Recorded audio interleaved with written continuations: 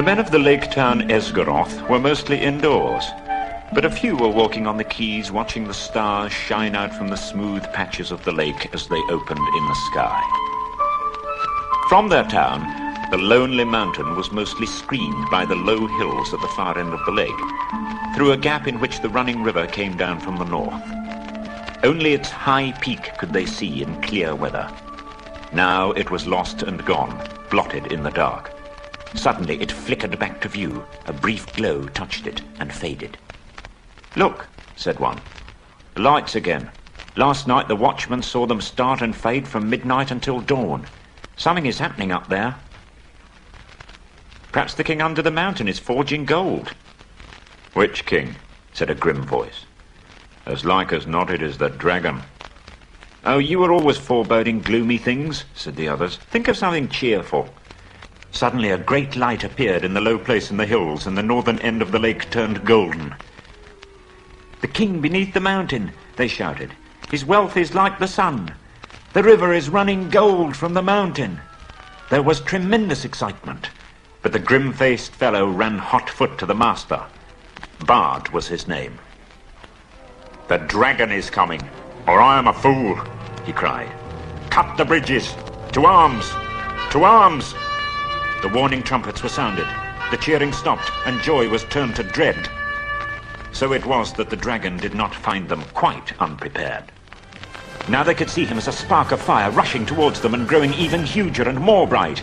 Every vessel in the town was filled with water. Every warrior was armed. Every arrow and dart was ready, and the bridge to the land was thrown down and destroyed before the roar of Smaug's terrible approach, and the lake rippled red as fire beneath the awful beating of his wings. Amid the shrieks and wailing and the shouts of men, he came over them, swept towards the bridges, and was foiled.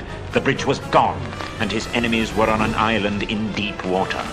Roaring, he swept back over the town. A hail of arrows leapt up and snapped and rattled on his scales and jewels, and their shafts fell back, kindled by his breath, burning and hissing into the lake. At the twanging of the bows and the shrilling of the trumpets, the dragon's wrath blazed to its height, till he was blind and mad with it. No one had dared to give battle to him for many an age, nor would they have dared now if it had not have been for Bard, who ran to and fro, cheering on the archers and urging the master to order them to fight to the last arrow. Back swirled the dragon.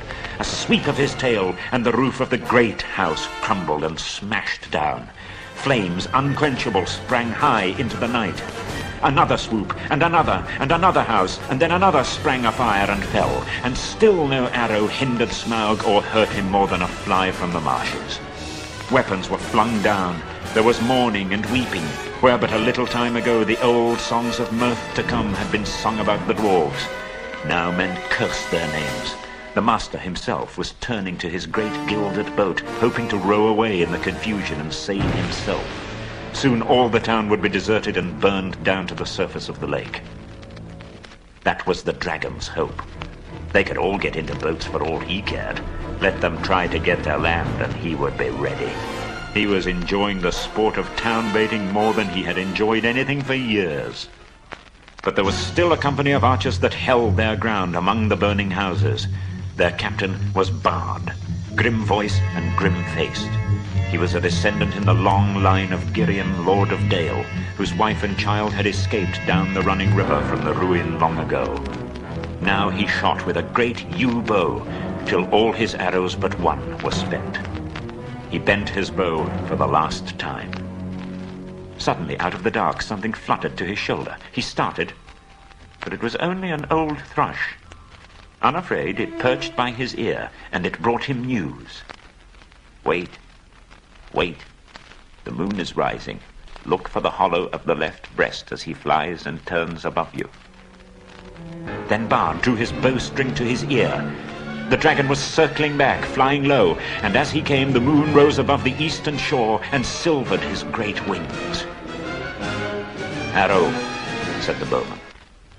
"Black Arrow, I have saved you to the last. You have never failed me, and always I have recovered you. I had you from my father, and he from of old. If ever you came from the forges of the true king under the mountain, go now and speed well. The dragon swooped once more, lower than ever. The great bow twanged. The black arrow sped straight from the string, straight for the hollow by the left breast where the foreleg was flung wide. In it smote and vanished, barb, shaft and feather, so fierce was its flight. With a shriek, Smaug shot spouting into the air, turned over and crashed down from on high in ruin. Full on the town he fell. His last throws splintered it to sparks and gleams. The lake roared in. A vast steam leapt up, white in the sudden dark under the moon. There was a hiss, a gushing swirl.